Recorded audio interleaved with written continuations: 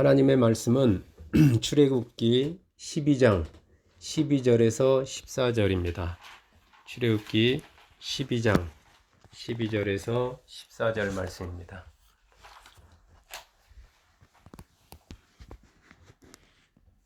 (12장) 12절에서 14절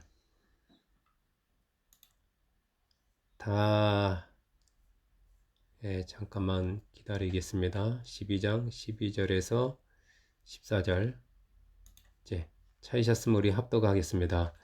내가 그 밤에 애굽 땅에 두루다니며 사람이나 짐승을 막론하고 애굽 땅에 있는 모든 처음 난 것을 다 치고 애굽의 모든 신을 내가 심판하리라. 나는 여호와라. 내가 애굽 땅을 칠 때 그 피가 너희가 사는 집에 있어서 너희를 위하여 표적이 될지라. 내가 피를 볼 때 너희를 넘어가리니 재앙이 너희에게 내려 멸하지 아니하리라. 너희는 이 날을 기념하여 여호와의 절기를 삼아 영원한 규례로 대대로 지킬지니라. 아멘. 기도하겠습니다. 좋으신 하나님 감사합니다. 오늘 이 새로운 환경에서 우리가 함께 모여 예배하게 해주시니 감사합니다. 오늘 함께 드리는 이 예배 가운데 함께 해주시고 또 이 예배에 처음으로 참여하는 그 10년 가운데 하나님께서 놀라운 갑절의 복을 이 시간에도 부어주시니 감사합니다. 저희들의 간구를 들어주셔서 감사합니다. 각 가정마다 우리 믿는 자녀들 위해 함께 해주시고 특별히 그분들과 관계 있는 그 직장들 또 이웃들 만나는 사람들까지도 복을 더해 주셔서 우리 성도들 때문에 우리들 때문에 그분들도 함께 복받게 해주셔서 그 환경이 천국이 될 수 있도록 주여 축복해 주시니 감사합니다. 아멘.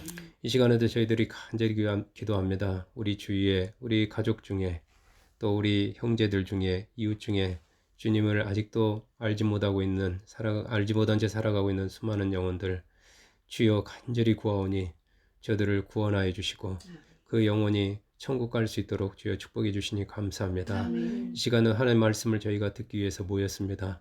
주여 주의 종이 하나님 말씀을 듣겠사오니 그 말씀을 따라가겠사오니 주여 이 시간에도 말씀하여 주시옵소서.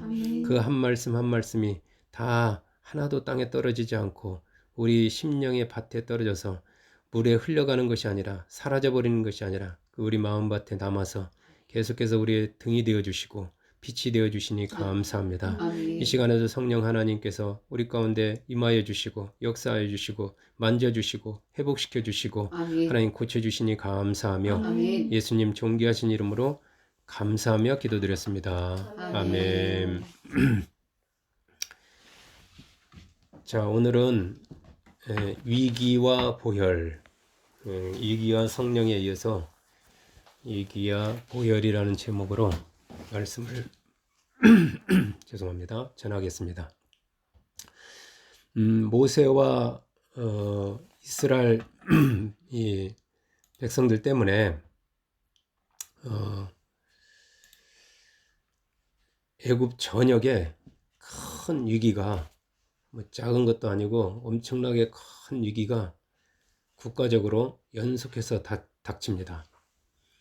이 이스라엘 백성을 애굽 밖으로 내보내지 않으려는 바로와 그 신하들 때문에 하나님께서 애굽에 10가지 재앙을 내리신 것입니다. 첫 번째 재앙은 나일강을 포함해서 애굽의 모든 물이 피가 되는 거예요. 그러니까 물을 먹을 수 없는 재앙이죠. 두 번째 재앙은 개구리가 나일강에 있는 모든 개구리들이 다 애굽 온 땅에 올라옵니다.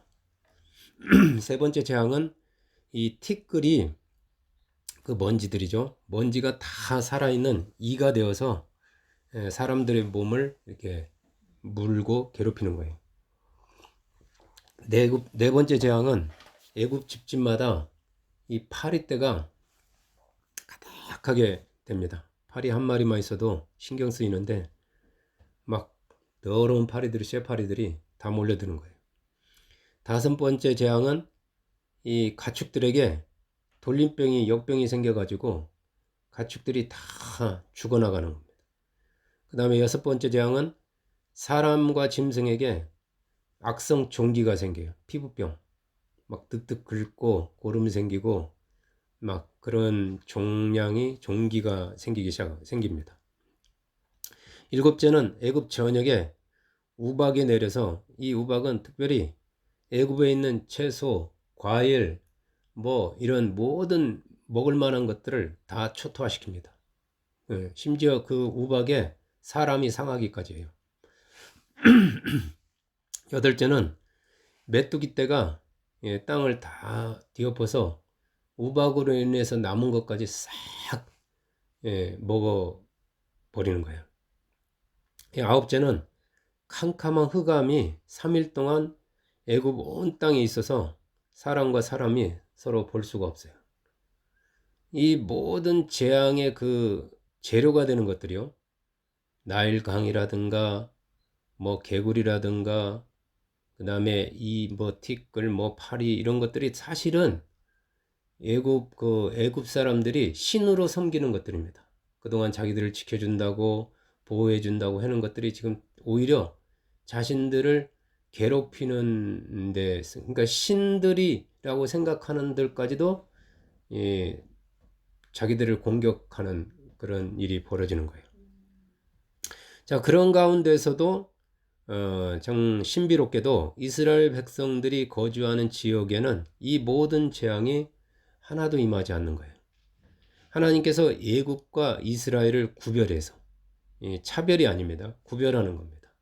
하나님의 다스리는 지역과 하나님의 다스림을 받지 않는 지역, 통치하는 지역과 그러지 않은 지역에 구별해서 어떤 이 지역에는 재앙도 임하지 않게 하나님께서 보호하셨기 때문입니다. 자, 애굽은 9가지 이 재앙으로 인해서 모든 경제가 올스톱되고요. 그 강대국이 또 부강했던 뭐 그냥 막 돈이 넘치니까 뭐 성도 짓고 군사력도 막 증강했는데 이 19가지 재앙으로 초토화되면서 모든 경제가 올스톱되고 애굽 백성들은 창졸간에 이렇게 그 삶은 황폐화되면서 정말 어떤 전쟁과 같은 그 대재앙이 이들에게 갑자기 임하게 되는 거예요. 그래서 그들은 뭐 도대체가 왜 이런 일이 일어나는지도 모르고 뭐 이거는 그 모세와 바로 사이에 지금 벌어지는 일이기 때문에 원인도 모른 채 그냥 두려움에 백성들은 떨 뿐입니다. 그럼에도 불구하고 애굽의 최고 지도자인 이 바로 왕의 그 마음은 자기가 신이니까 바로 왕이 그 태양 신의 아들이라고 그러잖아요. 자기도 신이니까 그 마음이 낮아지질 않고 여전히 완악해서 하나님과 모세와 맞서서 이스라엘 백성을 밖으로 내보내는 것을 성경 그대로 표현하면 기뻐하지 않았어요. 그럴 수밖에. 이들은 노동력이라는 게 그 당시에 그 나라를 지탱해주는 부의 상징인데 국력인데 일시에 300만 명을 노예를 해방시킨다는 건 나라가 그냥 무너지는 것과 같아요.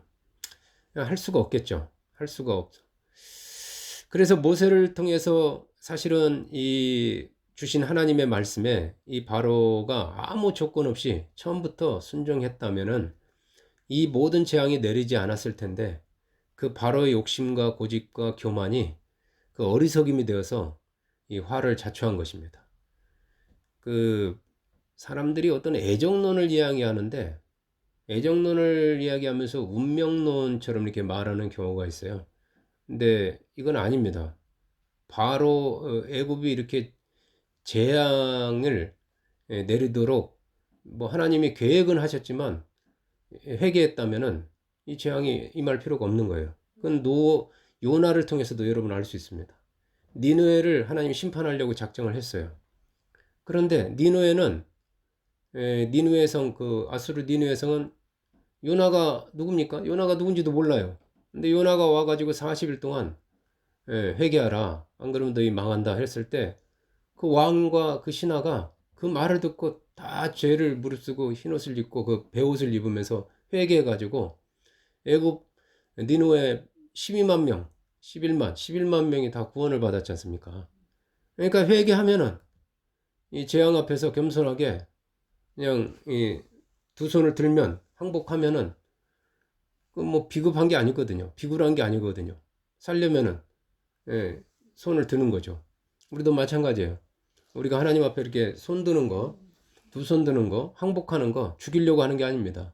종을 삼으려고 하는 게 아닙니다. 살리려고 복을 주시려고 하는 거기 때문에 하나님 앞에서 손 드는 거는 항복하는 거는 그건 자존심이 아니에요. 자존심이 상하는 게 아니고 그건 비굴한 것도 아니고 그거는 예, 최우선적으로 그게 손드는 게 항복하는 게 정말 지혜로운 사람입니다. 이 바로는 어리석게도 자기의 권력, 자기 힘을 믿고 버티다가 애매한 백성들과 애굽 땅만 이렇게 초토화되게 된 거예요. 결국 하나님은 최종적으로 모세를 바로에게 보내어서 애굽 땅에 있는 모든 처음 난 것 중에 왕위에 앉아 있는 지금 저 바로의 장자 큰아들부터 그 가장 그 몸종 저 바로뿐만 아니라 백성들 민초들의 그 몸종의 장자와 심지어 모든 가축의 처음 난 것까지 죽는 애굽 역사의 전무후무한 이 죽음의 장자가 죽는 대재앙을 예고하고 경고합니다. 이게 지금 마지막이라고 하면서 반면에 이스라엘 자손에게는 이 죽음의 마지막 재앙이 조금 더 미치지 않을 것을 약속하시면서 위기가 넘어갈 수 있는 그 방법을 위기 가운데서 구원받을 수 있는 방법을 모세를 통해서 구체적으로 알려줍니다. 그것이 바로 유월절 어린 양의 피입니다. 유월절 어린 양의 피. 자, 이 달을 지금 뭐 두 번째 달이라고 성경에 나왔는데 이 달을 첫째 달로 삼아라. 그래가지고 10일이 되면 이달 10일이 되면 양이나 염소 중에서 특별히 1년 된 수컷으로 하는데 흠없는 것을 취해서 잡아가지고 죽이지 말고 14일까지 5일간 5일간 간직하고 있어라. 구별해가지고 가지고 있다가 14일 마지막 날 10일부터 준비했다가 14일 마지막 날 해질 때 해가 질 때쯤에 그 짐승을 잡아서 고기는 온 그 가정이 모여서 그 고기는 먹고 이제 그 밤에 이제 탈출할 거거든요. 짐승의 몸에서 나온 그 양의 어린 양의 그 나온 그 피는 이스라엘 백성이 사는 집 그 좌우 문설주와 임방 그 상단에 바르고 그 안에 들어가 있으라는 거예요. 이것이 살 길입니다. 피를 바르고 그 안에 들어가 있으라. 이게 모세를 통해서 사는 길을 하나님께서 알려주신 거예요. 비밀이죠. 구원의 비밀이죠. 마침내 그날이 되었습니다. 하나님 말씀대로 이스라엘 백성들은 준비된 양을 잡고 그 피를 문설주에 바르고 집에 들어가 있습니다. 집 밖으로 돌아다니는 사람이 하나도 없어요. 그 밤에 하나님이 애굽 온 땅에 다니면서 사람이나 짐승을 막론하고 애굽 땅에 있는 모든 처음 난 것을 다 치시기 시작합니다. 하나님이 애굽 땅을 칠 때 문에 바른 그 피가 문에 새빨갛게 바른 피가 하나님과 이스라엘 사이의 표적이 됩니다. 표적이라는 말은 뭐 어떤 용어로는 이게 무슨 표적, 관역이라는 뜻처럼 들리기도 한데 그런 뜻이 아니고 표식이라는 뜻이에요. 표라는 뜻입니다. 표적이 됩니다. 여기서 이 표적은 재앙을 내리지 않겠다는 하나님과 이스라엘 백성 사이에 맺은 약속의 표입니다. 그 가나안 땅에 여호수아가 들어갈 때 그 정탐병을 숨겨줬잖아요. 2명의 정탐꾼을 누가 그 라합이 기생 라합이 자기 집에 숨겨졌을 때 라합이 고백을 합니다. 이 땅이 다 하나님 손에 붙여졌는데 그때 저를 기억해 주십시오 하면서 그 정탐병에 말할 때 정탐병이 말하기를 그러면 너희 집에 그 빨간 그 깃발 표를 걸어놔라. 그러면은 우리 군대는 그 집은 안 건드리겠다. 그래서 이스라엘 그 2명의 정탐꾼과 라합 사이에 약속을 맺습니다. 라합은 그대로 이스라엘 백성들이 이제 여리고성이 무너질 때 그들이 이제 타들어왔을 때 라합 집에 빨간 깃발만 보고 그 집은 다 약탈도 안 하고 그냥 다 넘어갔어요. 다 죽었는데 여리고성에 있는 모든 짐승까지 다 죽었는데 그 집만 무사했던 거예요. 이게 표죠, 표와 같습니다. 하나님은 약속대로 피가 있는 그 이스라엘 집의 재앙은 넘어가게 하십니다. 천사가 그 밤에 막 이제 장자를 치러 갔을 때, 뭐 여러분 영화를 봤겠지만 다 재앙은 넘어가게 하십니다. 이 피만 바르고 있으면 재앙이 임하지 않는 거예요. 위기가 왔다가도 피가 있으니까 그 위기가 그 과정을 삼켜보려고 찾아왔다가 그냥 쑥 이렇게 넘어가죠. 이 넘어간다 이 말이 유월한다, 월담한다.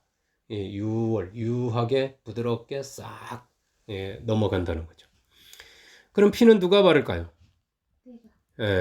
피는 지금은 우리 소위가 말하는데 내가 바르는데 그 당시에는 모세를 통해서 주신 하나님의 말씀을 믿는 이스라엘 사람이 그 피를 바르는 겁니다. 믿는 사람, 믿어야 그 피를 바르게 됩니다.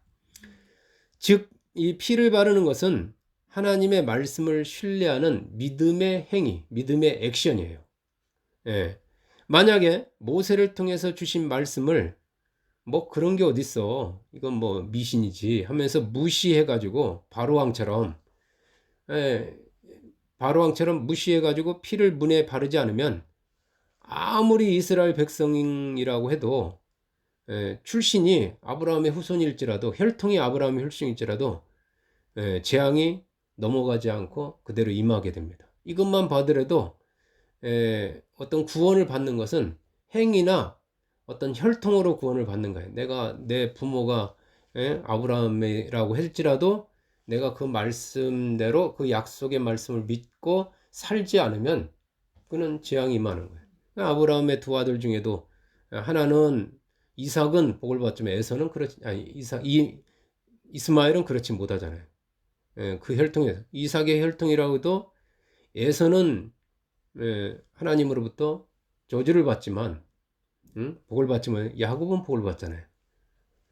성격이나 인격이나 이러면은 야곱이 더 훌륭할지 몰라도 에서가 더 훌륭할지 몰라도 그 약속의 말씀을 누가 믿느냐에 하나님은 그 믿음을 보시고 재앙이 임하기도 하고 축복이 임하기도 하더라고요. 믿음이 중요해요. 그렇다면 이 짐승과 피가 의미하는 것은 무엇일까요? 짐승은 대속물이고 피는 희생을 의미합니다. 이스라엘의 대속물이란 말은 대신 죄를 속하기 위해서 대신 죽는 짐승을 말해요. 그러니까 이스라엘의 장자 대신에 나 대신에 내 아들 대신에 그날 그 어린 양 수컷 양이 짐승이 대신 대속물로 죽은 것입니다. 대신 죽은 거죠, 사실은. 짐승이 안 죽어도 되는데. 그리고 그 짐승이 대신 죽고 그 몸에서 나온 그 피 때문에 재앙이 넘어가는 것입니다. 대속물과 희생이죠. 이날 죽음의 재앙이 넘어갔다고 해서 이날을 유월절이라고 하면서 이스라엘 자손은 대대로 이날을 절기로 지킵니다. 감사절기로. 지금도 이스라엘은 구약의 유월절을 기념해서 이렇게 지키는데 예수님 당시에도 유월절을 지켰잖아요. 그 5일간 월, 화, 수, 목, 금 금요일 날 저녁에 예수님이 붙잡혀서 그 유월절이 이제 그 안식일이 토요일인데 그 당시에는 그 전에 재판에 다 넘겨져 가지고 그 금요일 날 아침에 그렇게 되셨구나. 그렇죠? 그래서 죽으시잖아요. 이스라엘은 지금도 이 구월절을 지키는데 그렇다면 신약 시대를 사는 그리스도인에게 유월절은 그리고 그 유월절 어린 양의 피는 어떤 의미가 있을까요? 지금 그 피는 어떤 피가 그 피고 이제 대체됐을까요? 자, 여러분 마가복음 10장 45절 말씀 보시겠습니다. 마가복음 10장 45절. 마가복음 10장 45절.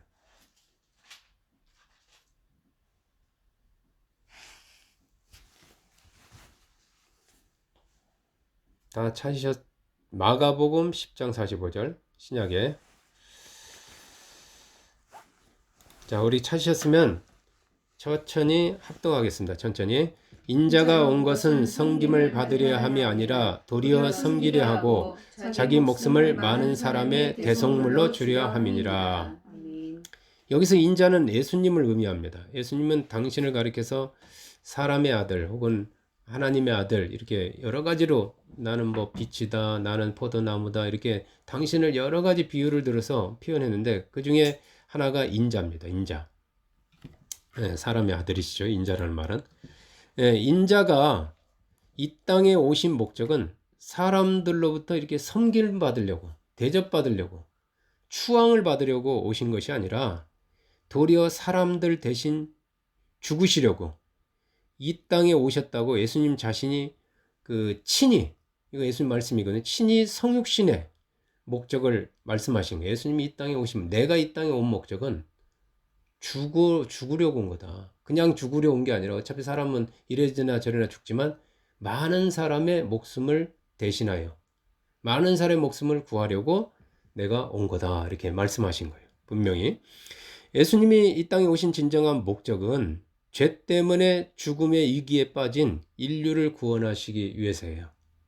수많은 사람들이 지금도 뭐 똑딱똑딱 하는 이 1초에 거의 똑딱 하면서 그 지옥의 구덩텅이로 지금도 수많은 영혼들이 떨어지고 있어요. 그런 영혼들을 지옥으로 떨어져 가고 있는 죽어가고 있는 그 영혼들을 구원하시기 위해서 살리기 위해서 예수님이 이 땅에 오셨다라고 말씀하셨어요. 세례요한은 그 예수님을 가리켜서 세상 죄를 지고 가는 세상의 모든 죄를 그 몸에 짊어지고 십자가를 향해서 걸어가는 하나님의 어린 양이다라고 했습니다. 예수님을 그렇게 증거했어요. 공생의 이 3년 기간을 마치고 예수님은 당신의 말처럼 당신이 약속하신 것처럼 많은 사람의 대시를 대신해서 그냥 초지일간 예수님 목표는 걸음은 저 십자가예요. 옆에서 사람들이 왕을 삼으려고 했던 뭐 초막을 짓고 살려고 했던 거기에 관심이 없습니다. 오직 나는 저 십자가를 지는 거다. 저 십자가에서 피를 흘리는 거. 이게 예수님의 십자가의 길이었습니다. 십자가로 가는 고난의 길이죠. 그 십자가에서 피를 흘리면서 6월절 어린 양 대속물이 되어서 죽으셨어요. 예수님이. 이제 하나님의 약속의 말씀을 믿고 짐승의 피를 그 문에 발라서 그 약속의 말씀 모세를 통해서 주신 하나님의 약속의 말씀 짐승을 잡아서 그 피를 문에 발라서 죽음의 대위기 앞에서 구원을 받은 그 구약의 그 이스라엘 백성들처럼 오늘날 예수님을 뭐 짐승의 피를 지금은 잡아서 바르는 시대가 아닙니다. 내가 내 집에 있는 닭을 잡든 뭐 개를 잡든 뭐 양을 잡아서 바르는 게 아니고 그건 그 효력이 없어요. 이제 예수님 내가 잡을 것도 없어요. 예수님 당신이 대제사장이 되어서 당신을 짐승으로 그냥 스스로가 잡았기 때문에 예수님을 그 내 대신에 죽으신 대속물로 믿는 게 중요해요. 이제 나의 대속물은 저 양이 아니고 구약의 유대교의 저 양이 아니고 나를 구원할 거는 내가 지켜야 될 건 저 율법이 아니고 예수님이십니다. 아멘. 예수님을 나의 대속물로 믿고 예수님의 그 몸에서 나온 그 피를 내가 지금 뭐 그 피를 가져다가 우리 문에다 바를 수는 없잖아요. 그 피를 나를 위해 흘리신 대속의 피로 믿고 입으로 이 입구가 꼭 문처럼 생겼거든요. 문 우리 들어가는 문 여기다가 피를 바른다. 이게 제가 이제 혼자 생각하는 거예요. 피가 여기서 막 이렇게 입에서 피가 막 선포되는 거죠. 피가 여기서 입에서 막 이렇게 우리 입에 이 문에 피가 홍건할 때, 피가 넘칠 때, 고백할 때 죄와 죽음으로부터 구원을 받습니다. 이 기독교인의 입에는 여기에 피가 이렇게 예수의 피, 예수의 피를 말할 때, 예수의 피를 증거할 때, 예수의 피를 선포할 때, 기도할 때나 말할 때나 항상 들어갈 때나 나올 때나 이 피가 그 구원을 받게 합니다. 아멘. 자, 그렇다면 예수님의 피의 이 효력의 범위는 어느 정도일까요? 즉 오늘날 우리 앞에 다가오는 수많은 그 위기에서도 예수님의 피는 실제적으로 효력이 있을까요? 먼저 우리가 그 죄에 대한 이 보혈의 그 효력의 범위를 좀 알아볼까 해요. 과연 이 보혈, 예수님의 피를 보혈이라고 하는데 이 보혈은 어느 정도 죄에 대해서 어떤 죄까지도 어느 범위가 어느 정도 그 효력이 미칠까 한번 말씀으로 우리 살펴볼까 합니다. 요한일서 1장 7절 말씀 보겠습니다. 요한일서 1장 7절. 요일 1장 7절.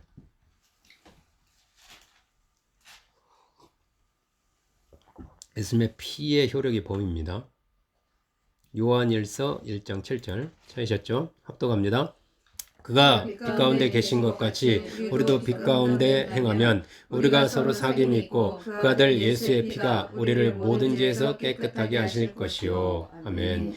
예수님의 피가 그 죄에 대해 미치는 효력의 범위는 모든 죄입니다. 모든 죄. 여기서 모든 죄가 중요한 단어예요. 우리의 모든 죄에서 깨끗하게 하신다. 예, 죄로 더러워진 내 영혼을, 죄로 물든 내 영혼을, 원죄, 자범죄, 조상의 죄, 유전죄, 대대로 피를 타고 내려오는 모든 죄를, 그래서 그 죄로 인해서 영혼이 지금 더럽혀져 있고 영혼이 망가져 있고 영혼이 너무 보이지 않는 그 영혼이 추하고 악하고 추한 죄로 어떻게 할 수가 없는 그 영혼을, 그 모든 죄를 보혈로 깨끗하게 할 수 있습니다. 네, 범위가 모든 죄. 그 죄가 태산같이 크고 또 하늘의 별과 같이 많든 또 먼지같이 눈에 보이지도 않게 작고 그 다음에 양심에 아주 뿌리 깊이 박혀있던 예수님의 보혈은 우리의 모든 죄를 깨끗하게 해서 우리의 영혼을 깨끗하게 정화해줘요. 흠도 없이 아주 언제 그랬냐는 듯이 아주 깨끗하게 씻어냅니다. 기름으로도 씻을 수 없는 그것을, 그 먹고 남은 먹은 그 그릇을 우리 세제로 씻듯보다도 더 깨끗하게, 더 완벽하게 모든 죄를 씻어냅니다. 여러분, 죄는 반드시 대가가 따라요. 죄의 삭은 사망입니다. 죄를 지으면 반드시 대가를 받습니다. 그게 공평하신 하나님. 오늘날 화두가 뭐라 그래? 청년들에게 했던 그 공평? 공정, 공평해야 된다. 장관의 아들이든 청소하는 사람의 아들이든 공정해야 되고 법 앞에서 다 공평해야 된다 하듯이 죄를 지으면 그게 크든 작든 반드시 대가를 치러야 되는 게 공정한 사회고 그래야 공정하신 하나님이죠. 여러분, 다는 아니라고 할 수 있지만 대부분의 위기는 사람의 죄 때문에 찾아옵니다. 내가 지은 죄 아니면 다른 사람의 죄. 죄라는 건 실수를 말해요. 실수, 잘못. 그 실수 때문에, 잘못 때문에 내가 사고를 당하고 나는 아무 잘못 없이 법을 지키고 하는데 갑자기 중앙선을 넘어서 그 사람이 술 먹고 운전하다가 그 사람의 실수죠. 죄 없는 나도 죽을 수가 있는 거예요. 실수 때문에 찾아오는데 보혈은 그 위기를 넘어가게 합니다. 보혈은 내가 지은 죄는 당연히 이미 갚아버렸기 때문에 내가 그 대가를 받을 필요가 없죠. 다른 사람이 실수하는 것까지도 보혈이 막느냐 하는 문제가 있어요. 그렇다면 왜 나는 안 막아주십니까 하고 있지만 그것까지는 제가 잘 모르겠어요. 근데 넘어가요. 그것도 막아줍니다. 저 역시 나의 실수이든 다른 사람의 실수이든 크고 작은 수많은 위기를 보혈을 의지해서 넘길 수 있었어요. 많은 걸 하나님께서 이렇게 저를 통해 깨닫게 해주시더라고요. 너가 잘나서 지금까지 온주하느냐? 교통사고, 위에서 떨어질 뻔한 거, 너 공사다 진짜 죽을 뻔한 수도 많다. 너뿐만 아니라 네 자녀들, 네 아내, 네 인생 가운데 일어나는 수많은 그 위기들을 왜 하나님이 그렇게 해주셨겠냐고요. 보혈 때문이죠. 제가 보혈을 믿기 때문에 그 보혈의 범위는요. 그래서 무제한이에요. 그럼 여러분 믿는 만큼 보혈이 나는 이것만 된다고 하면 그만큼, 아니 나는 이것도 돼 그러면 그만큼, 믿은 만큼 보혈의 효력은 있는 거예요. 이제는 도저히 안 될 거야 그러면 그 죄는 안 되는 거예요. 근데 이제까지도 이 보혈로 나는 이미 주님이 이 죄의 대가가 중요한 거예요. 다 받았어. 십자가에 가서 예수님이 내 대신에 다 그 대가를, 내가 받아야 할 대가를 받았어 라고 믿으면 해결되는 겁니다. 믿음대로. 하나님이 이미 약속해 놨기 때문에 모든 죄를 다 내가 깨끗하게 한다고 했기 때문에 여러분의 믿음 만큼. 자, 보혈의 효력을 또 중요한 효력 가운데 여러분이 정말 기억해야 되는 효력이 하나 있어요. 히브리서 9장 12절 말씀입니다. 평생 잊지 말아야 될 말씀입니다. 히브리서 9장 12절. 히브리서 9장 12절.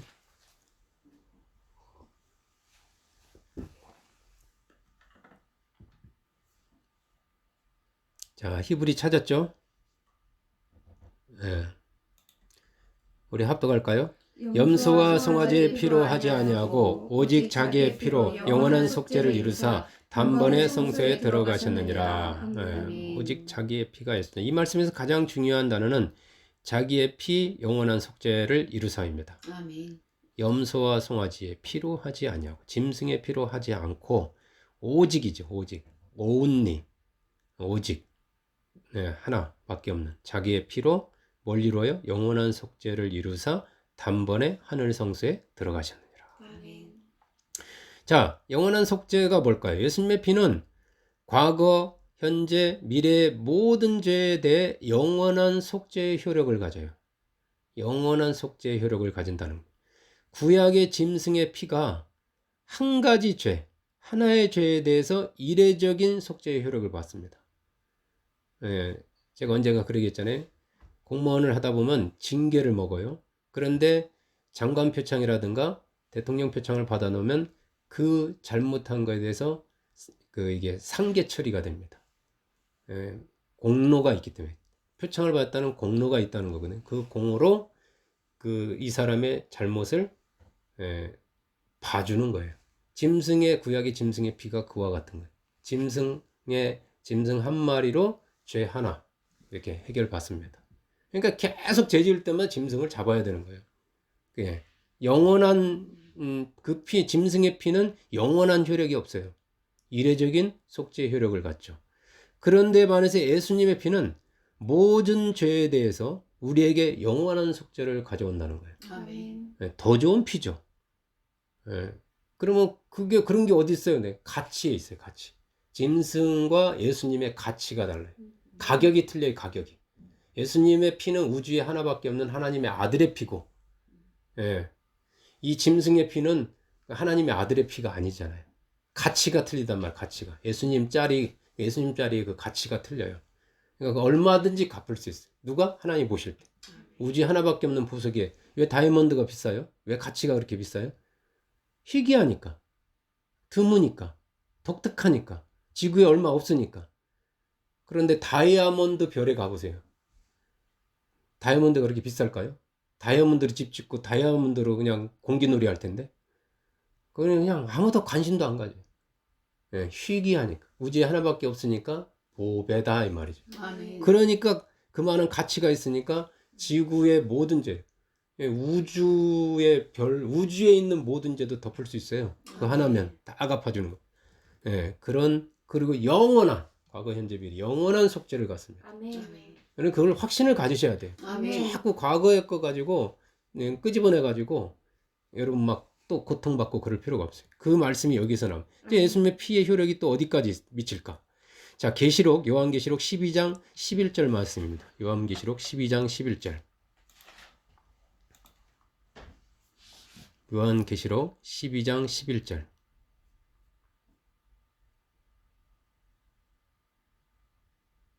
자, 쉽게 찾으셨죠? 합독합니다. 또 우리 형제들이 어린 양의 피와 자기들이 증언하는 말씀으로써 그를 이겼으니 그들은 죽기까지 자기들의 생명을 아끼지 아니하였도다. 아멘. 자, 어린 양 예수님의 피는 아까 말한 우리의 죄, 우리의 죄, 또 이 모든 죄, 영원한 속죄들인데 마귀가 양심의 마귀의 그 참소, 여기 위에 보면은 10절에 보면 마귀가 참소한다고 나오거든요. 사람의 양심을 찔러대는 게 참소인데 하여튼 그 마귀의 참소까지 이기게 합니다. 다시 말하면 어린 양 예수의 피는 마귀도 이기게 해요. 마귀까지도 마귀에게는 아주 강력한 무기가 될 수가 있어요. 마치 예수님이 귀신에게 명령하면 귀신이 떠나가듯이 우리는 예수님은 아니지만 예수님의 보혈로 예수님의 보혈의 또 다른 그 이름인데 예수님의 이름이 예수님의 보혈이랑 거의 동격인데 그 보혈로 그 이름으로 마귀에게 명령할 수가 있어요. 내 권세가 아니라 하나님의 자녀로서 믿고 그렇게 마귀에까지도 영적인 세계 영적인 존재에까지도 예수님의 피는 효력을 미쳐요. 여러분 사실 가장 무서운 것이요. 죄도 무섭지만 죄를 짓고 나서 찾아오는 양심의 가책이에요. 특히 이렇게 영혼이 깨끗하고 신앙생활을 깊이 독실하다고 하잖아요. 맑게 깨끗하게 경건하게 거룩하게 사는 사람일수록 작은 실수 작은 죄에도 고통을 심하게 받습니다. 죄를 밥 먹듯이 지으면서 그냥 막 사는 사람은 또 막 그냥 죄 지어도 그게 그런가 보다 넘어가는데 뭔가 조금만 실수만 해도 누구한테 잘못해도 막 그래 심하게 아주 힘들어 수가 있어요. 그 양심이 가책을 받는데 그 찌르는 가책이 찔러내는 건데 스팅인데 영어로는 스팅 찌르다 스팅이란 말은 그 벌이 쏘아대는 것처럼 침으로 쏘는 것과 같은 거네. 그렇게 아프다고요. 막 그래 오래가고 힘들고 그러니까 하나님 앞에 쓰기가 힘들 정도까지 그 양심에 타격을 받습니다. 저는 참 그게 심해요. 밖에 나가서 누구하고 한번 붙었다 하면은 설교 준비가 안 돼 버려요. 그 목사님과 사모님이 부부가 싸웠다, 다퉜다 그러면 아주 엄청난 손해가 이 양심의 그 고통이 찾아옵니다. 사람들은요, 이 양심의 가책이 왜 찾아오는지도 모른 채 고통을 받고 있어요. 그냥 고통 가운데서 그 고통을 그냥 에휴, 내가 죄를 지어서 이러나 보다. 그냥 죄값을 그 고통이 죄값이잖아요. 죄값을 치르고 있다니까요. 가책을 그냥 받고 무차별 누가 왜 이런 걸 주는지도 모르고 어떻게 여기서 벗어나는 방법도 모른 채 그냥 죽을 맛을 견디는 거예요. 여러분 죄를 지으면요 마귀가 양심의 가책을 가져다 주면서 그냥 밤이고 낮이고 찌르는 거예요. 사람들이 이걸 모르는데 우리는 말씀으로 이제 알았잖아요. 누가 하는 거라고요? 마귀가 가져다 주는 거라고. 이것이 심하면요 양심의 가책이 심하면 밥맛이 없어요. 밥을 먹을 수가 없어요. 입맛이 뚝 떨어져 버립니다. 잠을 잘 수가 없어요. 자다가도 깹니다. 뭐 심지어는 그게 심해지면은 막 그 사람이 꿈에 나타나기도 하고 그 일이 막 생각나기도 하고 막 억울하기도 하고 분하기도 하고 때로는 막 너무 내가 왜 그때 그랬지? 내가 그때 그래가지고 그냥 감옥에 가서도 괴로워. 내가 그때 그러지 말아야 되는데 술을 먹지 말아야 되는데 그래가지고 그 사람을 치워가지고 내가 여기 와서 이 고통받는 하면서 감옥에서도 고통받는 게 양심의 가책입니다. 무섭습니다 이게. 이 가책에서 벗어나게 하는 것이 바로 예수님의 보혈이에요. 아멘. 예수님의 보혈에 대한 믿음으로 양심의 가책을 가져다주는 마귀를 대적할 때 죄로부터 자유를 얻게 됩니다. 그 생활을 할 수 없을 정도로 고통받을 필요가 없어요. 머리 싸매고 고통받으면서 죄값을 받을 필요가 이만큼도 없어요. 양심의 가책까지도 양심을 가책을 가져다는 마귀까지도 예수님의 보혈로 여러분 얼마든지 여기 써 있잖아요. 이길 수가 있어요. 물리칠 수가 있어요. 물리쳐야 됩니다. 아멘. 이겨내야 됩니다. 아멘. 지면 안 돼요. 고통받으면서. 자, 그렇다면 예수님의 피는 일반적인 위기나 문제에 대해서는 효력이 없을까요? 이렇게 죄에 대해서만 그렇고 물론 죄하고 일반적인 문제가 막 엉켜 있지만 자, 요한 1서 2장 2절 말씀 보겠습니다. 요한 1서 2장 2절. 요한 1서 2장 2절.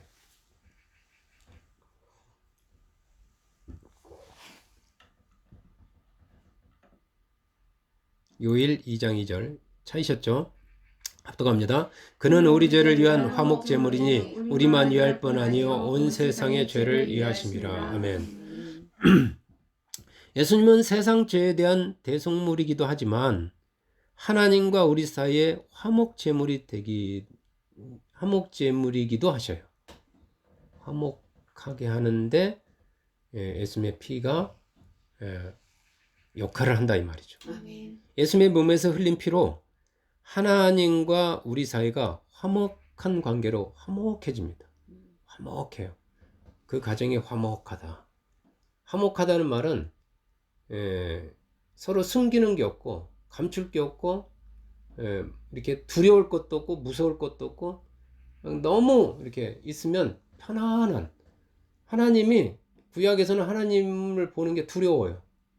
하나님과 지내면은 너무 막 힘들어요. 근데 이제는 이게 같이 지내는 게 오히려 너무 행복하고 너무 부담이 없고, 하나님과 기도하는 것도 부담이 없고, 말하는 것도 침묵도 좋고, 그냥 가만히 있어도 좋고, 놀아도 좋고, 일해도 좋고, 하나님이 마치 어린아이를 보면서 기뻐하듯이 그냥 좋아요. 그냥 이렇게 우리도 좋고 하나님도 좋은, 이게 화목입니다. 그게 어떻게 그렇게 되냐면 예수님의 피예요. 그러니까 이게 이제 우리는 하나님을 향해서 그냥 아버님, 여호와요 이렇게 아니라 아빠, 아버지라고 부를 수 있게 된 거예요. 아멘. 여러분, 그게 우리의 영혼, 마음, 두려움까지 다 예수님의 피가 몰아내면서 그냥 그 마음이, 하나님에 대한 마음이, 하나님에 대한 불편함이 다 사라져 버리는 거예요. 그냥 아멘. 하나님이 좋은 거예요. 그냥 하나님이 아빠 이렇게 할 수 있게 하는 거예요. 내가 죄의식이 없어지면서 하나님 앞에서. 예. 그리고 하나님은 우리를 정말 사랑스러운 자녀로 이렇게 대우하고 보살펴주면서 하나님의 그 축복이 어마어마하게 많거든요. 줄 것이 많거든요. 온갖 다양한 은사와 선물들이 빛들이 아버지부터 막 쏟아져 내려오는데 그걸 주고 싶은데 어마어마한데 가졌는데 줄 자식이 없었는데 있단 말이에요. 이제 하나님의 축복을 마음껏 하나님이 부어줄 수 있게 된 거예요. 아멘. 복을 부어주고 싶어도 죄인한테 주면은 마치 요즘 국회에서 막 떠들듯이 저 사람 막 이렇게 왜 저렇게 특혜 베푸냐고 그러니까 할 수가 없잖아요. 대통령 아들이라도. 근데 하나님이 이제 마음껏 줄 수 있게 됐어요. 누가 뭐라고 해도, 누가 막 왜 저 사람 복 주냐고 해도 아이 내가 복 줄 만하니까 복 준다고 하나님 당당하게 복 줄 수가 된 거예요. 우리는 그 복을 이제 마음껏 하나님께 달라고도 할 수 있고 말 안 해도 부어주시는 복을 누릴 수 있게 된 거란 말이에요. 아멘. 이제 보혈 때문에 하나님의 저주 대신에 하나님의 유업이, 그 하나님의 축복이 우리의 것이 된 겁니다. 아멘. 이게 얼마나 그래서 이게 복음 중에 복음이에요. 보혈이. 복된 소식, 기쁜 소식이 이겁니다. 자, 로마서 8장 32절 말씀 보겠습니다. 로마서 8장 32절. 로마서 8장 32절.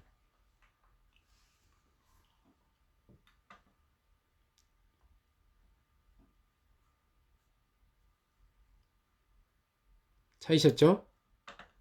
합독하겠습니다.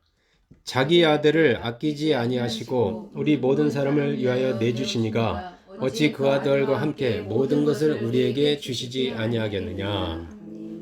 아멘. 하나님께서는 하나밖에 없는 아들조차도, 우주에 하나밖에 없는 아들이잖아요. 내 아들이 얼마나 귀합니까? 여러분 아들이, 여러분 자녀가. 그 아들조차도 아끼지 아니하고 우리를 위하여 대속물로 내어주셨단 말이에요. 하나님께서 우리의 죄를 해결하려고. 그 하나님이, 그렇게 하신 하나님이 저와 여러분에게 약속하십니다. 아들과 함께 모든 것 주시겠다고. 아멘. 우리 사람을 위하여 내주신 어찌 그 아들과 함께 모든 것을 우리에게 주시지 않겠냐. 여러분 그렇습니다.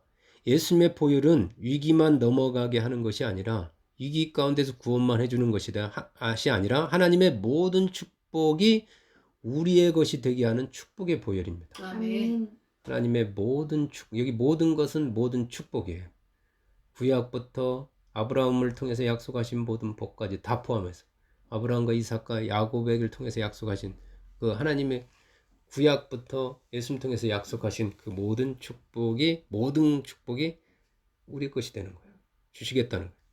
우리는 보혈 때문에 위기를 벗어날 뿐만 아니라 그 위기 가운데서도 복을 받을 수 있는 거예요. 아멘. 그래서 예수님의 피는 반전의 보혈이에요. 아멘. 그래서 예수의 피는 역전의 보혈입니다. 아멘. 인생 역전, 위기 반전을 시킬 수 있는, 나는 그렇게 못하는데 하나님이 그렇게 하실 수가 있다 이 말이에요. 해주신다는 거예요. 자, 로마서 8장 33절에서 35절 그 밑에 연속해서 읽어보도록 하겠습니다. 합독합니다. 누가 능히 하나님께서 택하신 자들을 고발하리요. 의롭다 하신 이는 하나님이시니 누가 정죄하리요. 죽으실 뿐 아니라 다시 살아나신 이는 그리스도 예수시니 그는 하나님 우편에 계신 자여 우리를 위하여 간구하시는 자시니라. 누가 우리를 그리스도의 사랑에서 끊으리요. 환난이나 공고나 박해나 기근이나 적신이나 위험이나 칼이랴. 아멘. 여기 35절은 제가 예수님 믿고 나서 제 마음에 그냥 꽂혔던 말씀이에요. 누가 우리를 그리스도의 사랑에서 끊으리요. 누가 나를 그 그리스도의 그 사랑에서 끊겠는가. 환난이나 공고나 박해나 기기나 적산이나 위험이나 칼이나 천사나 마귀가 가겠는가. 제가 믿음의 초보할 때 주셨던 그런 감동의 말씀이에요. 자, 이 땅에서 겪는 그 수많은 환난과 공고 그리고 박해와 기근과 칼과 같은 위기가 결코 그리스도의 사랑, 그 그리스도의 축복에서 우리를 끊을 수 없어요. 아멘. 여러분을 끊을 수가 없어요. 우리가 이 길 가운데서도 큰 복을 받을 수 있는 비결은 죽으셨다가 다시 살아나신 예수 그리스도께서 하나님 우편에서 지금은 그분은 부활하셔가지고 하나님 우편에서 그 손바닥에 난 상처를 보이시면, 이건 저의 그냥 상상이에요. 예수님이 그렇게 하신다는 게 아니라 그 상상으로 손바닥에 난 상처를 보이시며 위기 가운데 있는 우리를 위하여 날마다 간구하고 계시기 때문에 우리가 이 가운데서 복을 받을 수가 있는 거예요. 아멘. 예. 그러니까 이 땅에서 제자들을 위해서 예수님은 참 제자들을 위해서 기도를 많이 해주셨어요. 요한복음에도 저들을 보존하여 주옵시고 그들의 후손까지 보존하여 예수님 기도를 많이 해주셨거든요. 이 땅의 제자들을 위해서 당신을 따르는 제자들을 위해서 기도해 주신 예수님은 여러분 죽었던 나사로까지도 예수님이 그 마리다 마리아의 요청을 받아가지고 살려주셨잖아요. 그 예수님께서 이제 천국에서 저와 여러분을 위해서 이렇게 간구하십니다. 그러면서 예수님은 항상 기도할 때 아버지 하나님이시여 항상 내 기도를 들어주시니 감사합니다. 이렇게 기도로 시작하시잖아요.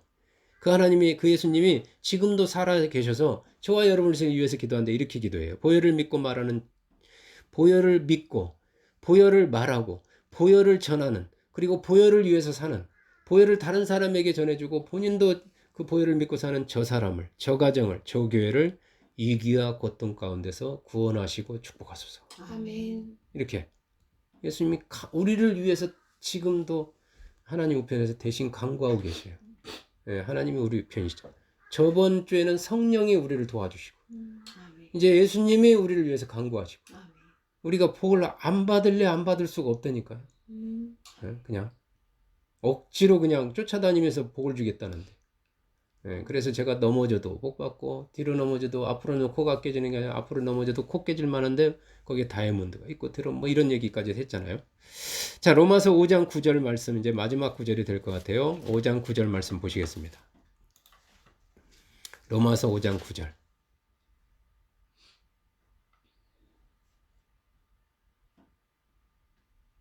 찾으셨죠? 합독합니다. 그러면 이제 우리가 그의 피로 말미암아 의롭다 하심을 받았으니 더욱 그로 말미암아 진노하심에서 구원을 받을 것이니. 아멘. 이제와 더욱, 이제 완료죠. 더욱, 앞으로 더. 자, 예수님의 피는 하나님 앞에서 우리를 의롭게 하십니다. 그 결과 마지막 죽음의 심판의 위기에서 그 이스라엘 백성들처럼 바로의 그 장자의 심판에서, 그 죽음의 심판의 위기에서 구원을 받게 해서 우리로 하여금 우리의 영혼이 지옥에서 천국으로 가게 합니다. 아멘. 천국에 떨어지는 것이 둘째 사망이잖아요. 둘째 사망을 면하게 해주십니다. 아멘.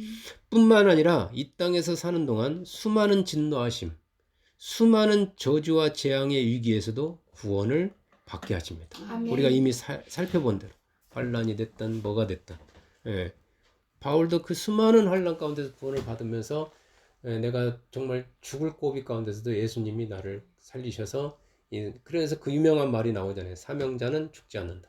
쉽게 사명이 끝날 때까지 죽지 않는다는 거죠. 어려워 이런 일 저런 일 겪어도 바울도 그걸 믿기 때문에 감옥에 가서도 그런 실망하지 않아요. 감옥에 가면 또 감옥에 가서 할 일이 있다. 거기도 영혼 구원을 하면 되고 거기서도 또 살면 되는 거 아니에요. 절대 가난해졌다고 낙심하지도 않고 부해졌다고 교만하지도 않고 한 마리 실직했다고 해서 또 코가 돼가지고 우울증에 빠지지도 않고 술로 벗삼아서 살지도 않아요. 그냥 실직하면 실직한 대로, 잘 되면 잘 된 대로, 안 되면 안 되는 대로 항상. 다음에 사명에 대해서 제가 한번 얘기할 기회가 있을지 모르겠어요. 사명자의 길을 가는 거예요. 그냥 사명으로 사는 것이지 뭐 다른 걸 위해서 살지 않는다 이렇게 생각하는 거예요. 여러분 영국의 경제학자 아담 스미스라는 사람 아시잖아요. 그 아담 스미스의 보이지 않는 손을 여러분 아시죠? 그 자유주의 경제, 이 자유주의의 방임주의, 자유주의 경제를 방임주의라고 하는데, 이 방임주의 경제 체제에서 국가가, 그 전까지는 국가가 시장의 흐름에 개입을 했거든요. 그 시장의 흐름에 개입하지 않고 순전히 가격에 가지고 가격에 의해서 자연스럽게 뭐예요 이게 그, 그 생산, 소비, 예? 이 시장의 이 좌우잖아요. 많이 나오고 그러면 많이 나오면 가격이 떨어지고 그럼 사람이 그 다음에 또 다 소비되면 가격이 올라가고 지금 배추값이 사모님 배추값이 얼마? 15,000원. 하나가 배추 한 동아리 15,000원 가격이. 사모님 마트에 가서 배추 사러 갔다가 하고 그냥 왔어요. 나도 상상이 안 가요. 배추 한 포기가 15,000원이라. 왜 그래요? 배추가 없어. 구할 수가 없어. 그러니까 막 올라가는 거예요. 그러다 누군가가 이제 배추를 풀겠죠? 그럼 가격이 뚝뚝뚝뚝. 마스크 가격도 막 엄청 올라갔다가 이제 마스크 공장이 문 닫는다며. 이게 자유주의 경쟁. 이게 보이지 않는 손입니다. 그 보이지 않는 손이 바로 가격이에요. 가격 가지고 시장 경제가 돌아간다. 일정이 이렇게 시장이 계속 돌아간다. 그게 이론이에요. 저는 이게 보혈할 때마다 이 보이지 않는 손이 이렇게 항상 떠올라요. 하나님은 이 보혈이라는 보이지 않는 손으로 우리의 삶이 이렇게 평안하게 균형을 잡고 올라가면 뭘 통해서 보이지 않는 손으로 이렇게 좀 뭘 다운시키고 또 너무 다운되면 또 좀 올리시고 이렇게 사이클처럼 또 우리가 양 같아가지고 어디 또 좌로 치우치면 또 약간 우로 밀고 그게 균형이죠. 균형. 잘 우리의 삶이 균형을 유지할 수 있도록 역사하고 계셔요. 보혈이 보이지 않는 손이죠. 즉 우리가 인식하든 인식하지 못하는 하나님은 항상 우리 곁에서 재앙부도를 지켜주고 계시다는 거예요. 그것이 다 보혈 덕분임을 여러분 오늘의 말씀을 듣고 깊이 깨닫고 감사하시기 바랍니다. 아멘. 그냥 흘러가지 말고 한번 잠시 멈추고 묵상해 보시라고. 보이지 않는 손을 느껴보시라고. 또한 그 어떤 것이든 닿기만 하면 황금으로 변한다는 그 미다스의 손을 아십니까? 그 신화에 나오는 이 왕이 손을만 대면 딸까지도 공주까지도 손을 댔더니 황금으로 변해버리잖아요. 그 미다스의 손인데 오늘 하는 일마다 큰 성공을 거두는 사람을 가리켜서 미다스의 손이라고 합니다. 저 사람만 손만 대면 그 마이너리그도 옛날 그거 있잖아요. 드라마 마이너리그도 그냥 우승하는 시리즈에서 우승하는 팀이 될 수 있거든. 그 사람을 모시려고 막 천문학적인 돈을 가지고 스카우트 하잖아요. 저 사람만 우리 회사에 들어오면 우리 회사의 매출이 2배, 3배로 뛴다. 크라이슬러를 그 회사 망했을 때 크라이슬러를 망해서 갔을 때 그 사람을 스카우트 해가지고 그냥 매출이 급격하게 올라가죠. 그런 사람들을 우리가 소위 미다스의 손이다 이렇게 말을 합니다. 보혈은 우리로 하여금 과거의 실패와 또 가난과 질병을 넘어서 이 미래의 성공과 부여의 길로 이끌어갈 겁니다. 아멘. 미다스의 손처럼 이렇게 우리의 마인드를 바꿔버리고요. 보혈이 생각을 바꿔버려서 전에는 이제 꽝손인데 대기면 가위바위보 하면 지고 재앙과 벌칙은 그 사람의 몫인데 그 꽝손이 이제 황금의 손, 대표손 이게 우리를 그렇게 인생을 바꿔버리게 하는 게 보혈이에요. 절망을 소망으로 바꾸는 것이 보혈의 능력입니다. 해보신 분은 알아요. 그럼 사실 이 문에 바른 짐승의 피가 그 피 자체가 능력 있는 건 아닙니다. 막 피가 능력 있다고 해서 막 빨간 거 지금도 사가지고 빨간 볼펜으로 막 이렇게 동그라미도 긋고 막 빨간 페인트를 막, 예? 뭐 빨간색에 능력 있는 줄 알고 막 바르고 그러는데 그 빨간 그 자체가 능력 있는 게 아니에요. 피는 피일 뿐이로 그냥 표예요, 표. 예. 그 피가 능력 있는 것은 하나님의 약속 때문에 그런 거예요.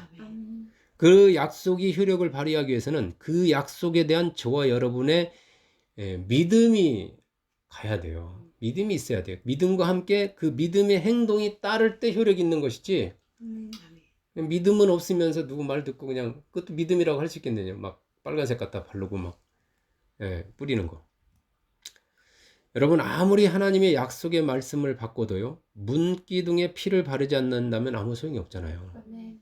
말씀을 받고 뭔가 그 믿음의 행동이 따라와야 효력이 있잖아요. 보혈의 약속을 받은 저와 여러분이 할 일은 위기가 찾아올 때마다 날마다 입으로 주님의 보혈을 고백하고 증거하는 거예요. 양심에 가책일 때도 바책받지 말고요. 어떤 위기가 와도 예수님의 보혈로 하나님 약속하지 않으셨습니까? 그 보혈을 믿고 제가 말하오니 축복하여 주옵소서. 주님, 오늘도 하나님 옆에서 이렇게 말씀을 받고 그 말씀으로 자꾸 이 되뇌는 거, 자꾸 머리 싸매고 누구한테 뭐라고 할 게 아니라 그 복을 입으로 털지 말고요. 그냥 하나님 앞에 간구하세요. 보혈을 말하시고 보혈을 선포하시고 마귀하고 보혈로 싸우시고 하나님 보혈을 말하는 그 사람과 그 가정 그 사업장을 외면하지 않으시고 축복하셔요. 수많은 사람들이 이 보혈의 효력, 보혈의 위력, 보혈, 주의 보혈 능력이 있다를 노래도 하고, 내가 이렇게 찬송할 수 있는 것도 이렇게 평안히 누릴 수 있는 다 보혈 덕분입니다. 간증하는 사람들 얼마나 많습니까? 이 저주와 재앙 가운데 빠졌던 나를 살리신 것도 보혈입니다. 이렇게 말하지 않습니까? 보혈을 말해주면 그 가정이 살아나요. 아멘. 보혈을 받고 그 자녀들이 위기에서 벗어나게 돼 있어요. 저주 가운데 빠져 있지 않아요. 보혈은 하나님께서 믿음의 자녀들에게 사용하라고 주신 최고의 무기예요. 최고의 능력의 무기를 주셨는데 어마어마한 걸 주셨는데 그걸 쓰지 않으면 아무 소용이 없잖아요. 위기에 대응하는 이 최고의 무기는 이 보혈임을 기억해서 제가 오늘 위기와 보혈이라고 그랬잖아요. 이 보혈로 이 위기에 빠진 위기의 가운데 있는 여러분 승리하는 이 보혈로 승리하는 그래서 보혈을 앞으로 증거하고 보혈을 말하고 사람들을 보혈로 향하게 해가지고 보혈을 주목하게 하는 저와 여러분이 되시기를 주님의 이름으로 축복합니다. 아멘.